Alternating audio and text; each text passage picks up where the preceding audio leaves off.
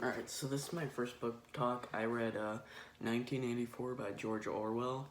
I read it, I think it was a good book. It was about, like, if media was all controlled by the government and there was always looking over you and you couldn't think. Like, if you couldn't think, like, what you wanted to think, it would be a crime and it's punishable by death. Like, you'd be labeled a traitor and you'd be killed. Which was a really interesting topic, and I really liked it because it showed like what could happen if our freedom of speech and everything could be taken away, and that's what it's like in many dictator countries right now, like North Korea and stuff. But I rated it like a 9 out of 10 because it was really good, and I recommend this to everybody. Everyone should read this, but it was just kind of hard to understand. It was a lot of big words, and, and it was just kind of a little like tough. It was a hard read, but it was really worth it. And my passage that I'm gonna read is on page 23, and I know that's really early, but it like shows how like everyone thinks, like the newer generation thinks.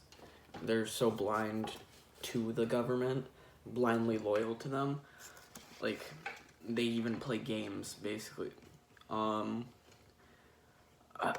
You're a traitor, yelled the boy. You're a thought criminal. You're a Eurasian spy. I'll shoot you. I'll vaporize you. I'll send you to the salt mines. Suddenly leaping around him, shouting traitor and thought criminal. The little girl imitating her brother in every moment.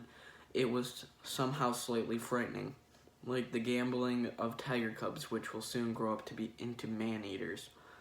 There was a sort of calculating ferocity in the boy's eye. It was quite evident desire to hit or kick Winston in a conscientious of being very nearly big enough to do so. It was a good job. It was a good job. It was not a real pistol he was holding, Winston thought. Like, again, that shows like how blindly loyal they are to the government and how they see like everyone as they could be a criminal. They should die.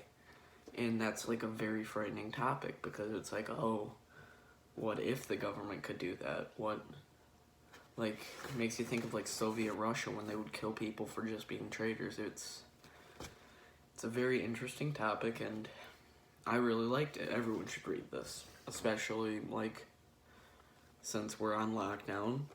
Everyone should read this because it's like, hey, what if this happened? What if the government got that much control? And it's interesting to think about when you're on lockdown and you got nothing else to do. Bye.